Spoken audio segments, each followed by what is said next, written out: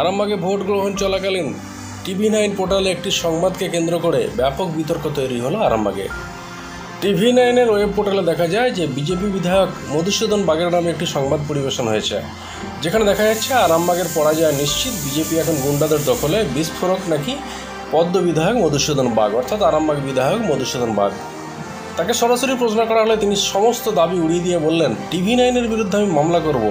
সম্পূর্ণ উদ্দেশ্য প্রণোদিতভাবে মিথ্যা সংবাদ পরিবেশন করা হয়েছে। TV9-এর পোর্টালে যে খবর বেরিয়েছে যে মধুসূদন বাগ বিস্ফোরক দাবি করলেন, বিমান ঘোষ এবং সুশান্ত ঘোষেদের মতো জোচ্চোররা থাকলে বিজেপির পরাজয় নিশ্চিত, এটা সম্পূর্ণভাবে 1000% মিথ্যা, সর্বৈব মিথ্যা, ফেক এবং বানানো গল্প।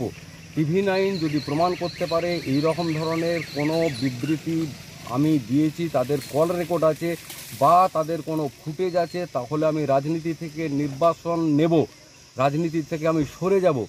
আর এর বিরুদ্ধে আমি রাস্তায় আছি, এর বিরুদ্ধে আমি আইনগত ব্যবস্থা নিচ্ছি।